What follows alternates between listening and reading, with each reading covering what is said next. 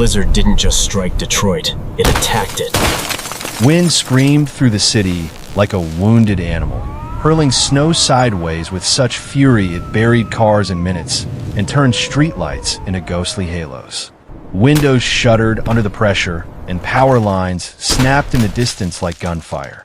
Inside a sagging two-story house on Maple Avenue, Evelyn Carter stood at her window, her breath fogging the glass.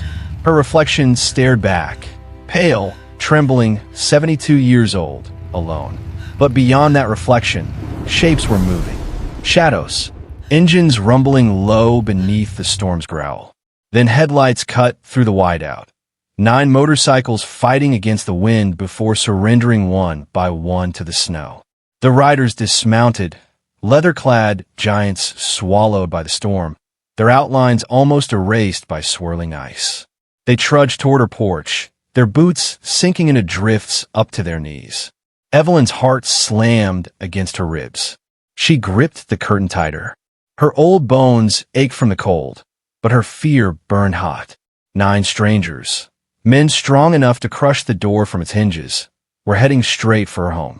The sky cracked open with thunder that shouldn't have existed in a snowstorm.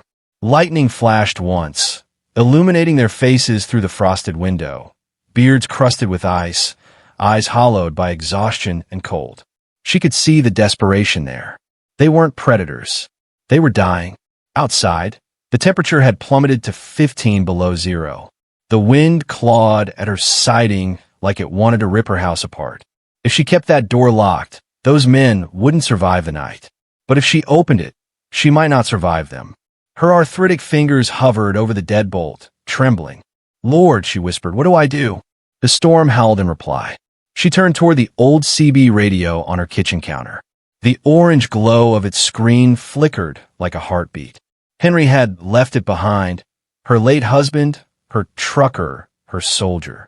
She twisted the dial. Static. Then a broken transmission. Bikes down wind chill. Can't feel hands, need shelter fast. Evelyn froze. Those voices, deep, disciplined, strained, were close. She looked out again. The men were huddled together now, the snow rising around them like a grave. One of them lifted his face toward her window and looked directly at her. A flash of lightning revealed his eyes. Calm, commanding. Then came a pounding. Thud, thud, thud. The door rattled in its frame. She staggered back, clutching her chest. Her phone was dead, no signal. The landline, too. The power flickered. Darkness closed in as the furnace wheezed its final breath and died, leaving her in silence except for the storm and that relentless pounding. "Ma'am," a voice called through the door, deep but strangely polite. "I'm sorry to bother you. We just need shelter until morning. Roads are gone. We got sleeping bags. We won't be any trouble." The wind swallowed his words, but she heard the desperation between them. Evelyn pressed her palm to the door. She could feel the vibration of a storm through the wood. One twist of a lock could let salvation, or danger, inside. Every story she'd ever heard about motorcycle gangs flashed through her mind. Robberies, drugs, violence. She wasn't naive. Detroit had chewed up stronger people than her. Her gaze fell on the faded photo above the fireplace. Henry in uniform, young and steady, his arm draped over his truck cab, smiling through the dust of a faraway war. "Courage isn't the absence of fear," he used to tell her. "It's doing what's right even when you're terrified."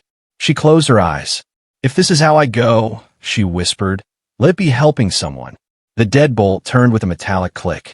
The door blew open, snow bursting into the house like smoke. For a heartbeat, all she saw were silhouettes. 9 hulking forms framed in white chaos. The first one stepped forward and pulled off his helmet. His hair was gray, his face lined, his expression steady. Not the face of a criminal, the face of a soldier.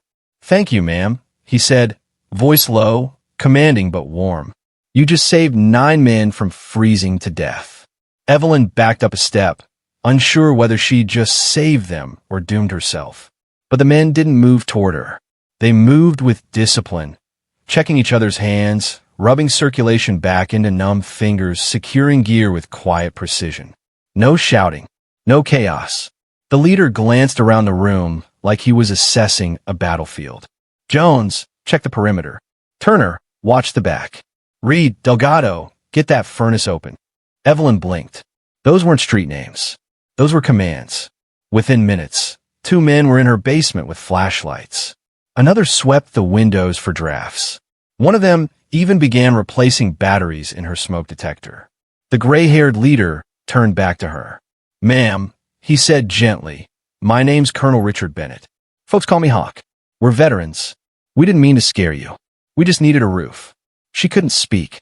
Her mouth opened, but no sound came. Veterans. That word hit her harder than the cold ever could. "Kitchen's warmest room," she finally managed. "I'll make coffee."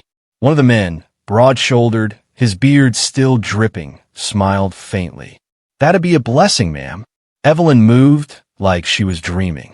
She filled her kettle, her hands trembling so violently she nearly spilled the water.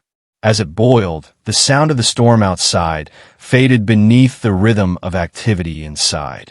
She watched them quietly, these strangers who behaved like soldiers, not outlaws. They laid out sleeping bags in formation, evenly spaced, gear neatly stacked. One checked on another's frostbite with practiced efficiency. Another fixed the loose table leg she'd ignored for months. When she brought them coffee in mismatched mugs, they thanked her with genuine gratitude, voices rough from the cold. "This is perfect, ma'am," one said, wrapping both hands around the cup. "Best coffee we've had in weeks." The leader nodded. "You've done more than you know tonight." Evelyn looked around at the quiet order in her living room, the storm of her fear calming into something she hadn't felt in years. Safety. From the basement came a sudden clank, then a groan, then the deep, steady hum of her furnace roaring back to life. Warmth began to rise through the vents. "Temporary fix," one of them said, wiping his hands on a rag. "Should hold till you get proper parts." Evelyn's eyes watered. She hadn't felt real heat in days. "How much do I owe you?" The man shook his head. "Nothing, ma'am. Just neighbors helping neighbors." Outside, the blizzard screamed against the windows, but inside, a different kind of storm was brewing. One that would tear open everything Evelyn thought she knew about fear, faith, and the power of a single open door. Because tonight wasn't just about surviving the storm. It was about meeting the 9 men who would change her life and the fate of her entire neighborhood forever. Evelyn watched steam rise from the coffee pot, the smell filling her small kitchen like a memory of calmer days. She poured into mismatched mugs, the chipped one with daisies going to the man they called Hawk. The others accepted theirs without hesitation, each one offering a quiet thank you that carried more weight than words should. Their voices were deep, steady, respectful. Men used to following orders, not causing trouble. They called each other by names that sounded more like call signs than nicknames. Turner, Delgado, Reed, Jones. Each word clipped, military. Each motion efficient. The sound of the furnace in the basement rumbled steady now, bringing back warmth to the house. Evelyn wrapped her cardigan tighter and sat in the corner of the living room, still unsure if she'd just welcomed safety or danger into her home. The men had spread out, their sleeping bags forming neat lines across her old carpet. One stood guard near the window, peering out into the white blur. Another cleaned frostbite wounds with a med kit. The air smelled of melting snow, coffee, and damp leather. Hawk glanced around the room, his eyes scanning every angle as if he were still on a battlefield. He noticed the water stain on the ceiling, the flickering light bulb, the small patch of peeling paint by the front door. He wasn't just observing, he was assessing. "You live here alone, ma'am?" he asked, voice calm but edged with concern. Evelyn nodded. "Been alone a few years now." Hawk gave a slow nod. "You shouldn't be alone in weather like this." "You think I planned it?" she replied with a faint smile. He chuckled softly, and for the first time that night, something like warmth flickered in the air that wasn't from the furnace. The others seemed to relax. They talked in low voices about engines, old highways, the kind of quiet conversation that comes from people who've shared danger before. Evelyn didn't understand every term, but she understood tone. Brotherhood, loyalty, the kind of bond her husband once had with his unit in Vietnam. From a basement came a shout. "Got the line patched, Colonel." Heat's stable. Hawk gave a short nod, the kind that said thank you without words. Evelyn stared at him. Colonel. He hesitated, then shrugged. Old habit, ma'am. Army. Some titles don't fade easy. She smiled slightly. My husband served too. Vietnam. Henry Carter. Hawk's eyes softened. That explains a lot. Evelyn didn't ask what he meant. She didn't have to. The clock ticked past midnight.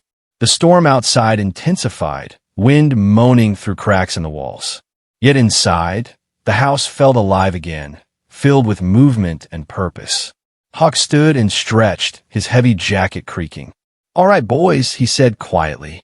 Rotation every 2 hours. Reed, your first watch. The others responded immediately. No hesitation, no argument. Evelyn couldn't stop watching them. Their quiet order reminded her of something she thought the world had lost. When she offered her worn couch to one of them, they refused. You keep your comfort, ma'am. We'll take the floor. One man even picked up a broom and began sweeping snow from the entryway. Another fixed the broken hinge on her front door using tools from his pack. It was as if the moment they'd stepped into her home, it became their mission to protect it. When she tried to apologize for not having real cream for the coffee, Turner smiled. Ma'am, this is the best coffee we've had in months. You could bottle it and sell it. Laughter rippled quietly through the group. Even Hawk cracked a grin. Don't give them ideas, he said, sipping from his mug. They'll start a business before sunrise. Evelyn laughed softly, a sound she hadn't made in years. For the first time since Henry died, she felt like she wasn't invisible. These men saw her, not as an old woman, not as a burden, but as someone who mattered. When the clock struck 3, she woke to the sound of boots on wood. She dozed off on her chair, blanket around her shoulders. Hawk was sitting near the window, eyes sharp, hand resting on his radio. Outside, the snow still raged, but his focus never wavered. You should rest, she whispered. He smiled faintly. Rest when it's over, ma'am. We've got you covered. Those words sank deep into her chest. For 3 years, no one had said them to her. Evelyn stood, moving toward the kitchen for water, and noticed the small things, the way they folded their jackets with military precision, how their boots were aligned by size, how even their breathing seemed synchronized. Soldiers, every one of them. But why were they on motorcycles, lost in a Detroit blizzard? What kind of mission had brought 9 veterans to her doorstep in the dead of night? The furnace hummed. The storm screamed. Evelyn poured water into her glass and turned back toward the living room. Hawk was still by the window, his silhouette framed in moonlight cutting through snow. He was calm, too calm, as if waiting for something. She followed his gaze toward the darkness outside, and for a moment, she thought she saw movement in the distance, another figure standing still in the snow.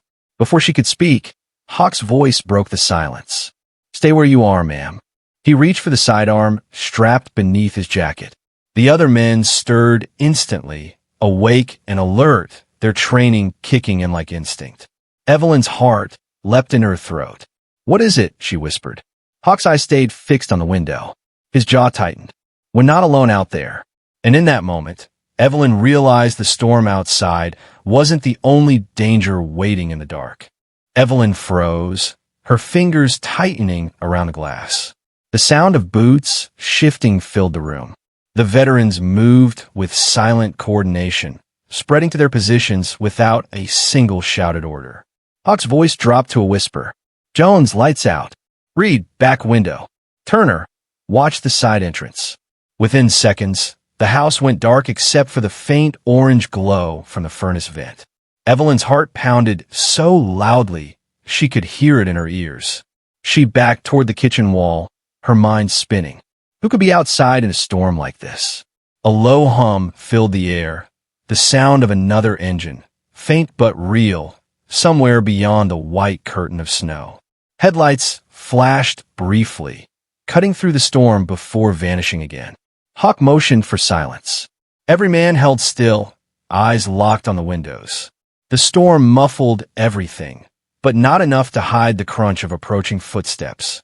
Evelyn whispered, Is it more of your group? Hawk shook his head slowly. Not ours. The words hit her like a chill colder than the wind outside. For a tense minute, nothing happened. Then the noise stopped. Only the howling storm remained. Hawk kept his gaze fixed, the gun steady in his hand, finger off the trigger but ready. Then, just as suddenly as it had come, the sound of the engine faded into nothing. The storm swallowed it whole. After a long silence, Hawk exhaled slowly. "False alarm," he said quietly. "Probably a stranded motorist." Turner nodded, but didn't lower his guard. "Or someone casing houses." Evelyn's pulse began to slow, but the unease remained. These men operated like they'd spent years living on the edge of danger. Even in her fear, she felt strangely secure in their presence. Hawk holstered his weapon and turned toward her. "I'm sorry, ma'am. Didn't mean to scare you." Evelyn shook her head. "You didn't. I've just never had soldiers in my living room before." Hawk smiled faintly. "Not soldiers anymore. Just men trying to get home." Evelyn looked around at the 9 figures, now settling back into formation. One of them was cleaning a tool, another checking a wristwatch synchronized to an unseen clock. "You don't act like bikers," she said softly. "You act like a unit."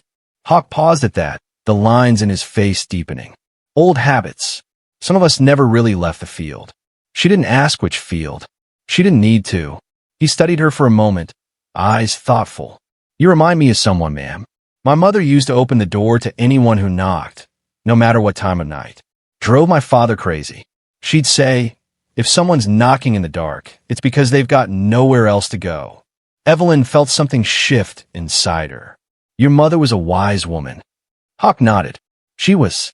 Cancer took her 5 years ago. Bury her with my dad's flag." For the first time that night, Evelyn saw something beneath the soldier's composure. A crack, a quiet ache that mirrored her own. She wanted to say something, but the words wouldn't come. Instead, she poured more coffee. By dawn, the storm began to weaken. Light seeped through the frosted windows, turning the snowdrifts into pale gold hills.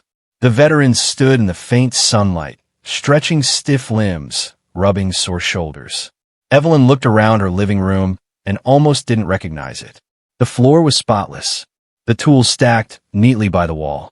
The faint smell of coffee and leather mixed with warmth from the restored heat. Hawk approached, his posture still perfectly straight despite the exhaustion in his eyes. "We'll be out of your way soon, ma'am. Once the road's open." Evelyn shook her head. "You can stay as long as you need to." He smiled softly. "You might regret saying that. 9 big men eat a lot of food. Then you can fix more things while you're here," she replied. "Seems like a fair trade." Laughter rippled through the group again, and the tension that had filled the night finally eased. Delgado, the medic, handed her a small box. "Ma'am, I found your pills in the cabinet. You're supposed to take these daily. You've been stretching them." Evelyn flushed. "How would you know that?" He smiled gently. "Been a medic for 20 years. I can read labels and habits." She looked down, embarrassed. "I make do." "Not anymore," Delgado said firmly. "We'll make sure you've got what you need." Evelyn's throat tightened. She couldn't remember the last time anyone had spoken to her with that kind of certainty. Hawk stood by the door, glancing at the still falling snow. "We owe you more than we can say, ma'am. When we knocked last night, you didn't just open your home. You reminded 9 men what humanity looks like." Evelyn tried to answer, but her voice broke. "I just did what anyone should do." Hawk looked at her for a long moment, then shook his head slowly. "No, ma'am. You did what heroes do." He turned toward his men. "Pack up. Leave the place better than you found it." They obeyed instantly, folding blankets, wiping surfaces, tightening bolts on her front steps. It was like watching a living machine built of discipline and respect. When they were done, the house looked cleaner than it had in years. Hawk approached her last, pulling something from his jacket, a small metal keychain shaped like an eagle. "Take this. Anyone gives you trouble, show them this symbol. It'll be enough." Evelyn frowned. "What is it?" "Just a token," he said, pressing into her palm. "A promise." The men filed out, boots crunching on the snow. One by one, they started their engines, the low rumble echoing through the still morning. Hawk mounted his bike last, giving her a crisp salute before lowering his visor.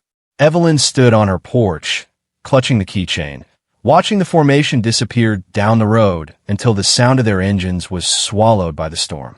She thought she'd never see them again, but the truth was, her story with those men was only just beginning. The silence after they left was louder than the storm itself.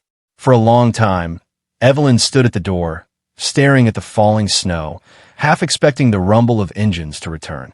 When it didn't, she turned back toward the quiet house. The floors gleamed. The furnace hummed. Warmth spread through every room. But it wasn't just her home that felt different. Something inside her had changed too.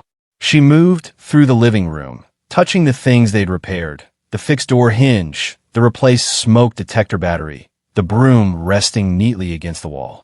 On the kitchen table lay a folded napkin, and on it, a few words written in neat block letters. "Thank you, Miss Carter, for the shelter and the reminder." No signature, no address, just that. She held the keychain in her palm, tracing the raised eagle engraved into the metal. Beneath it were letters she didn't understand. Kvet. The craftsmanship was too detailed, too official to be something ordinary. Evelyn slipped it into her pocket, the weight of it strangely comforting. By mid-morning, the storm had passed. The streets glistened under a weak winter sun. The world outside her window looked new, scrubbed clean by wind and ice.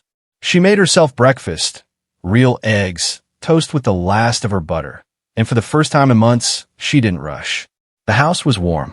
The silence wasn't empty anymore. That afternoon, she ventured outside to clear her steps. The air was sharp, the snow deep, but she moved slowly, feeling stronger than she expected. As she shoveled, she noticed small things. Her garbage bins had been moved back neatly beside her house, something the city workers hadn't done in years. A new American flag fluttered from her porch, bright against the white snow. She hadn't put it there. A strange calm settled over her. It was as if unseen hands were still around her, tidying the world in her favor. Over the next few days, more changes came. The flickering streetlight at the corner, the one that had stayed broken for 8 months, suddenly worked again. The potholes that lined her block were filled overnight. Neighbors she hadn't spoken to in years began waving when she walked by. Evelyn couldn't explain it, but she could feel it. Something had shifted. On the third day, her mail carrier, Carol, stopped by with a puzzled look. "Miss Carter, I've had a few men on motorcycles asking where you live," she said. "Polite fellows, but intense. They wanted to make sure you were all right. One even offered to clear your walkway." Evelyn blinked. "They did what?" Carol nodded. "Don't worry, they were respectful. Military types, I'd say. One of them called you Mama Bear. Sounded protective. Mama Bear." The name made Evelyn smile, despite her confusion. Later that week, the owner of the corner store, Ray, told her a similar story. "Hey, Miss Evelyn," he said while bagging her groceries. "You got some biker friends?" A couple of them came by, asked if you needed anything. So they were checking on you. Didn't buy much, just coffee and a box of nails. Evelyn chuckled softly. Coffee and nails. Sounds about right. By the end of the week, even Mrs. Turner next door mentioned them. "Saw 2 motorcycles idling by your house this morning," she said through the fence. Didn't do anything, just looked around, like they were guarding the place. Evelyn brushed it off, but deep down, she knew these weren't coincidences. Someone was watching over her. She began hearing familiar chatter on her CB radio again. At first, it was static. Then came fragments of conversation, coded, clipped, purposeful. "Eagle's nest secure. Mama Bear location confirmed. Perimeter check complete." Evelyn froze when she heard it. The voice on the radio was unmistakable. It was Hawk. Her hand hovered over the receiver. Should she answer? She decided against it. Whatever this was, it wasn't random. These men weren't just grateful bikers. There was something organized, trained, still working together. By the second week, the mystery deepened. Groceries appeared on her porch late at night. Fresh fruit, real cream, bakery bread wrapped in brown paper. No note this time, just another quiet act of care. On Friday, the local news ran a small segment about a veterans motorcycle club in Detroit helping rebuild damaged neighborhoods. The camera panned across a group of riders cleaning up a playground, their jackets marked with the same eagle logo that matched her keychain. Beneath the logo were those same letters, MCVT. Evelyn's heart raced. She turned up the volume. The reporter's voice carried over the footage. "The Motorcycle Club Veterans, or MCVT, have been organizing relief efforts for struggling communities across Michigan. Led by retired Army Colonel Richard Hawk Bennett, the group focuses on restoring homes, helping the elderly, and supporting veterans with PTSD. Evelyn's breath caught. Colonel Bennett. Hawk. The anchor's final words echoed through her living room. Their motto, no one left behind. Evelyn sat back in her chair, stunned. She looked at the keychain again, the engraved eagle glinting in the light. Everything started to make sense now. The discipline, the repairs, the coded chatter, the watchful presence. These men hadn't just stumbled onto her porch that night. They had a purpose. But there was still one question she couldn't shake. Why her? That night, she couldn't sleep. The wind whispered against her window, carrying memories of that frozen night. She thought about Henry, about how he used to talk on the CB radio late into the night, his voice weaving through static and strangers. She wondered if somehow, in a way she couldn't explain, he had sent those men to her door. By morning, she made up her mind. She retrieved the folded note with Hawk's number from her Bible, her hands trembling slightly as she dialed. The phone rang twice before a deep, familiar voice answered. "This is Colonel Bennett." Evelyn's throat tightened. "Colonel, it's Evelyn Carter. You stayed at my house during the blizzard." There was silence on the line for a moment, then a warmth that melted through the air. "Miss Carter," Hawk said. "Ma'am, I've been hoping you'd call." She hesitated. "There are things I don't understand. Why you were here? Why you keep looking out for me?"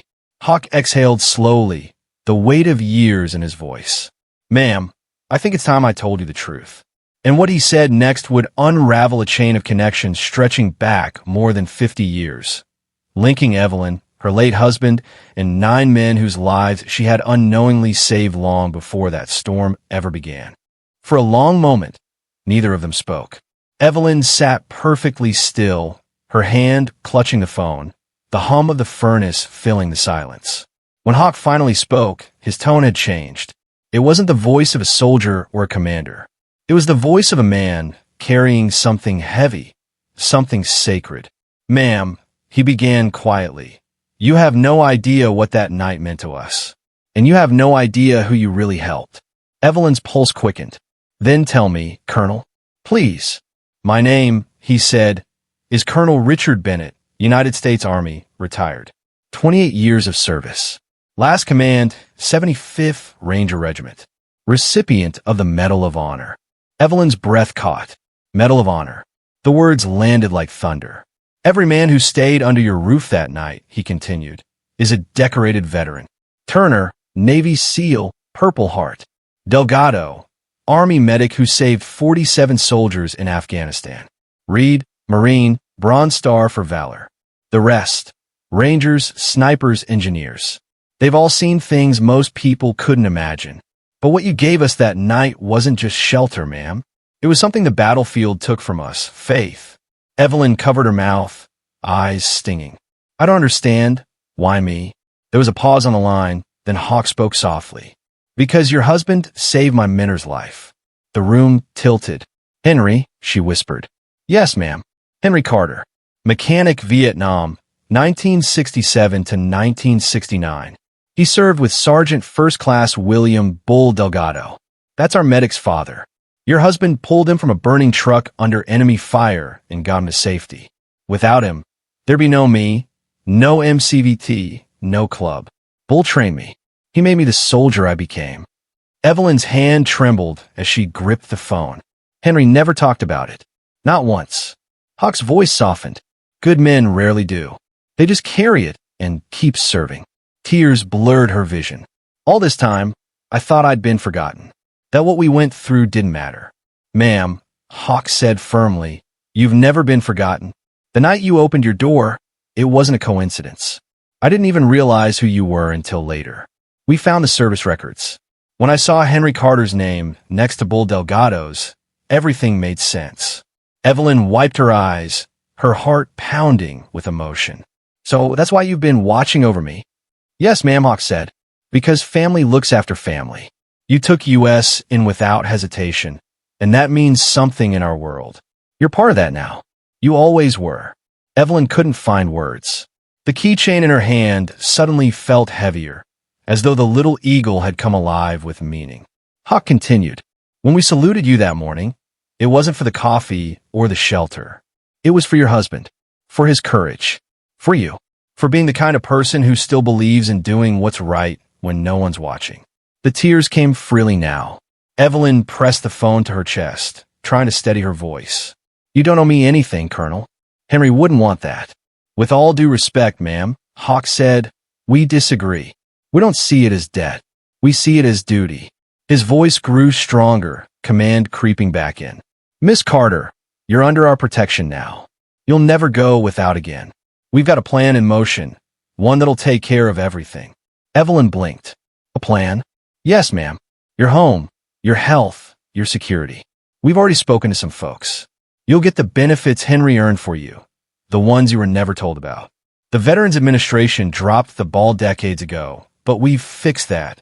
You're entitled to back pay, monthly stipends, medical coverage, everything." Evelyn gasped. Colonel, I don't need charity." "It's not charity," Hawk said gently. "It's justice. Henry fought for this country, and this country owes his family care. We're just making sure it happens." Evelyn's voice shook.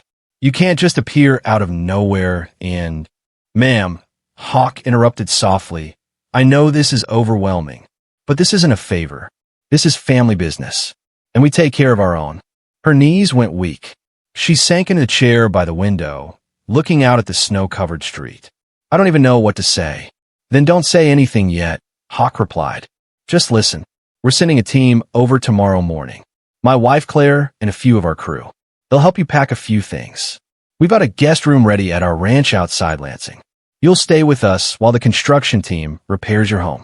New roof, plumbing, insulation, electrical, all of it. It's about 6 weeks of work. You won't spend a dime." Evelyn covered her mouth, overwhelmed. "Colonel, that's too much. I can't accept that." "Ma'am," Hawk said with gentle authority, "you've already accepted it. The wheels are turning. And there's something else. You'll be getting a call from our benefits officer, Marcus Reed. He's one of my men. He'll walk you through the paperwork." Evelyn sat speechless, her heart racing. For years, she'd fought to survive alone. Now, in a matter of minutes, her world was being rebuilt around her. "Colonel," she said softly, "I don't know how to thank you." Hawk's voice was low, steady. "You already did, ma'am. The night you opened your door." The line went quiet. Evelyn sat in silence, her hands still wrapped around the phone. The furnace hummed softly. Snowflakes drifted down outside, catching the sunlight like falling stars. For the first time in years, she felt something she'd nearly forgotten: hope. What she didn't know was that this was only the beginning. The plan Hawk spoke of would soon grow beyond her imagination, transforming her life and her entire neighborhood forever. It blends cinematic emotion with the ripple effect of kindness, showing how one night of courage turns into a movement. Written for direct Clipchamp use with no headings or extra formatting, ending on a strong, emotional cliffhanger. When the truck arrived the next morning, Evelyn thought it was a mistake. The sound of engines outside jolted her awake. She opened the door to see 2 men in matching jackets stepping out of a snow-dusted van. Behind them was another truck loaded with lumber, tools, and rolls of insulation. One of the men smiled, holding up a clipboard. "Miss Carter? Colonel Bennett sent us." Evelyn stood speechless as they began unloading materials on her driveway. Within the hour, more vehicles pulled up: painters, plumbers, electricians. A woman with warm eyes and a steady voice approached her, introducing herself as Claire Bennett, the colonel's wife. "Ma'am," she said, taking Evelyn's hands, "we'll take good care of you. Everything's arranged." They guided her into a black SUV, packed a few clothes, and drove toward the colonel's ranch just outside Lansing. The property looked like something out of a magazine: rolling snowfields, barns converted into workshops, flags fluttering gently in the wind. Claire led her to a guest house that felt more like a small home. Fireplace, kitchen, soft blankets that smelled like cedar. "Stay as long as you need," Claire said. "This is family now." That phrase echoed in Evelyn's mind. Family now. Over the next 6 weeks, her life changed in ways she could barely process. While her house back in Detroit was being restored, Evelyn found herself part of something she hadn't experienced in years, a community. The veterans worked together like an orchestra. Each one had a specialty. Turner handled logistics. Delgado oversaw medical arrangements. Marcus Reed, the Marine with the steady grin, became her benefits officer, patiently explaining how she'd been approved for widow's compensation, health care, and retroactive payments. When she saw the amount, tears welled in her eyes. $68,000 in back pay. $2,800 every month going forward. Enough to live comfortably for the rest of her life. She didn't know what to say. Marcus grinned. "Your husband earned this, ma'am. We just made sure you got it." Every day brought more surprises. A nurse visited twice a week to help organize her medication. Volunteers dropped by with home-cooked meals. Evenings were spent around the main house fireplace, where veterans shared stories, laughter, and a sense of peace Evelyn had thought impossible. At night, she would step outside and look up at the stars over the open fields, the quiet wrapping around her like a warm blanket. She thought about Henry, about the life they'd built, and the struggles she'd faced since he'd been gone. For the first time since his death, she felt him near, not as a memory, but as part of everything happening now. When the renovation was complete, Claire drove her back to Detroit. Evelyn barely recognized her street. Her house stood gleaming white with navy trim. The roof new, the windows sealed tight against the cold. The broken steps had been replaced with polished oak, and a small brass plaque by the front door read, "Carter Home, restored with honor, 2024. She stepped inside and gasped. Warm light filled every room. New floors, freshly painted walls, and photographs of her and Henry framed with care. In the corner of the living room was something that took her breath away, a glass case displaying Henry's service medals, restored and polished. Above it hung a folded American flag in a wooden frame, engraved, in memory of Sergeant Henry Carter, United States Army. Evelyn covered her mouth, tears spilling freely. "You did this," she whispered. Claire smiled softly. "He earned it. We just made sure the world remembered." The next few weeks moved in a blur. Evelyn settled into her restored home with newfound energy. Her kitchen became a gathering spot for veterans and neighbors alike. Sunday dinners grew from 5 people to 50, then more. Hawk called it family formation. He told her they wanted her house to serve as a community hub, a place for veterans to find comfort, meals, and guidance. She agreed immediately. Soon, volunteers were streaming in and out daily. They brought groceries, built furniture, even repaired nearby homes. What began as a small favor had turned into a movement. Other widows were being connected to veterans networks. Abandoned homes were being rebuilt. Crime in the neighborhood dropped almost overnight. Evelyn watched it all unfold from her porch, a cup of coffee warming her hands, the eagle keychain glinting in the morning sun. Reporters began calling, wanting interviews. The local paper ran a headline that made her laugh and cry all at once. The grandmother who rebuilt a city block. Then came the television crews. National outlets wanted her story. Hawk arranged it all, insisting she speak from her own kitchen, surrounded by the people she'd helped. Cameras rolled as she told the world about that frozen night, the knock on her door, and the 9 men who reminded her that kindness still had power. Her words traveled farther than she ever imagined. Letters began arriving from across the country. People saying her story had restored their faith. Donations poured into the MCVT fund, helping other veterans across Michigan. Within 6 months, 12 more neighborhoods had launched the same program, pairing widows with veterans in need of connection and purpose. At 72, Evelyn Carter had become a symbol of resilience and compassion. She even enrolled in community college, earning a peer counseling certificate to better support the veterans who came to her home. Hawk teased her about the textbooks scattered across her kitchen table.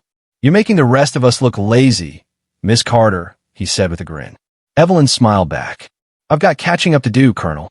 I wasted too many years feeling sorry for myself." He shook his head. "You didn't waste them. You survived them. And now look what you've built." She looked around the room, filled with laughter, the smell of food, the hum of conversation. She thought about how close she'd come to locking that door that night. "It's not what I built," she said softly. It's what we built together. The world outside seemed brighter now. The streets were safer. The houses no longer boarded up. Children played outside again, their laughter echoing through the block. But Evelyn's story wasn't over yet, because the same blizzard that had started it all was about to return, bringing with it another test of courage, another knock at the door that would prove that kindness, once lit, never goes out. And when that night came again, Evelyn Carter would be ready. 1 year later, the wind returned. The same calendar day, the same hour, the same angry white storm tearing across Detroit. The weather station called it the anniversary blizzard, almost as if nature wanted to remember what had happened last year. Evelyn sat by her living room window, watching the snow swirl around the streetlights. Only this time, her house was warm and unbreakable. The new windows held firm against the wind. The generator hummed quietly in the basement. She had food stocked, blankets folded, and a long list of neighbors to check on before bed. The world outside looked wild, but inside she felt calm. She sipped coffee from the mug Hawk had given her, a dark blue one with the words "No one left behind" etched in silver. At 8:15 p.m., the exact time those 9 riders had appeared a year ago, her doorbell rang. The sound froze her mid-sip. She set the mug down slowly and moved to the window. Through the glass, blurred by frost, she saw a car half buried in snow, its headlights flickering. A young man stepped out, clutching his coat against the cold. Beside him was a woman holding a bundled baby to her chest. Their faces were pale with fear, their movements desperate. Evelyn didn't hesitate. She grabbed her coat and opened the door wide, shouting above the wind, "Get inside, quickly." The man looked startled, almost guilty. "Ma'am, I'm so sorry to bother you. Our car died. Our phone's out, and the baby's freezing." "Then stop apologizing," Evelyn said, ushering them in. "Come in before that wind kills you." They stepped inside, shivering and dripping snow on the mat. The woman held the baby close, whispering soft prayers in Spanish. Evelyn guided them to the couch and threw blankets over their shoulders. "Sit here. I'll make something hot." The man tried to speak again. "We just needed to call for help." "You'll call after you eat," she said, already pouring cocoa into mugs. "What's your name?" "Miguel," he said quietly. "This is my wife, Maria, and our son, Mateo. We were driving from Ohio. I just got a job at the VA hospital." Evelyn froze mid-pour. "The VA?" He nodded. "Yes, ma'am. I served 8 years. Afghanistan. I just got out." Her heart warmed instantly. She set the mugs in front of them.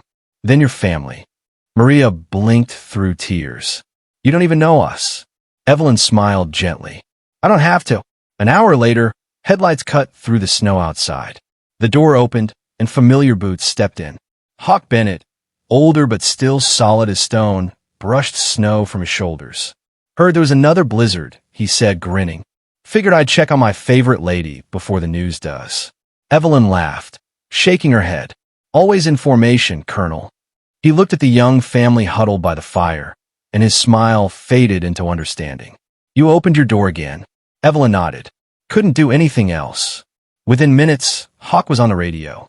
The veteran network responded instantly. Trucks rolled in, mechanics checked the couple's car, volunteers arrived with supplies. By midnight, Miguel had a job offer with Hawk's construction crew. Maria had a nursing mentorship arranged through the VA, and little Mateo was wrapped in a custom-made blanket bearing the MCVT logo. Miguel stood in disbelief. "How can we ever repay this?" Evelyn handed him a mug of coffee, the same way she had a year ago. "You don't repay kindness, son. You pass it on." The storm raged outside, but inside the Carter home there was warmth, laughter, and the hum of connection stronger than any wind. Hawk leaned against the wall, watching the family, his voice soft. "You've built something incredible here, Evelyn." She smiled at him, eyes bright. "We built it, Colonel. Together." He nodded slowly. "Then maybe it's time we tell the world again." When the snow cleared, news crews returned for what they called the 1-year miracle. They found a neighborhood unrecognizable from the one that had nearly frozen to death 12 months earlier. Streets plowed by volunteers, windows glowing, children building snowmen under restored streetlights. The world watched as Evelyn Carter opened her door to another lost family and reminded millions what humanity looks like when it remembers itself. Later that night, when the cameras were gone, she sat quietly by the window, watching the last flakes fall. On her mantel, beside Henry's folded flag, sat the eagle keychain, the small metal token that had started it all. She picked it up, running her thumb over its cold surface, and whispered, "We did good, didn't we, Henry?" The CB radio crackled softly behind her. A familiar voice came through. Hawks, calling over the channel. Mama Bear secure. Perimeter clear. Evelyn smiled, tears shining in her eyes. Eagle's nest secure, she whispered back. Outside, the city slept safely beneath its blanket of snow, guarded by men and women who had found purpose again through one woman's courage. Because kindness had spread like fire in a cold world, and this time it wasn't going out. If you enjoyed the story, make sure to hit the like button and subscribe for more thrilling cinematic stories just like this one. Tell us in the comments, have you ever opened your door to someone in need, or did someone once open theirs for you? Because the world still needs more Evelyn Carters, and maybe one day that person could be you. Long after the storm faded, long after the streets cleared and the cameras left, the world still spoke her name. Evelyn Carter, the woman who proved that a single open door can rewrite an entire story. She didn't have wealth, fame, or power. She had something stronger, a heart that refused to turn cold in a cold world. That's the real miracle here. Not the rebuilt houses or the televised headlines, but what happened in people's hearts. Because somewhere out there, a stranger saw her story and opened their own door. A neighbor checked on an elderly woman. A veteran called an old friend. A single act of compassion became a chain reaction strong enough to melt the frost off entire cities. Evelyn's life reminds us of a truth the world keeps forgetting. Heroes aren't born in capes and spotlights. They appear in silence, when no one's watching, in the smallest choices that ripple through time. The world changes every time someone decides to care, even when it's inconvenient, even when it's risky. So when the storms come, and they always do, remember this. Kindness doesn't wait for perfect weather. It stands up, opens the door, and says, "Come in," because the next great story might begin with you. If this story touched your heart, make sure to hit the like button, subscribe, and turn on the notification bell so you never miss another story that restores your faith in humanity. And remember, every view, every share, every moment you spend listening isn't just entertainment.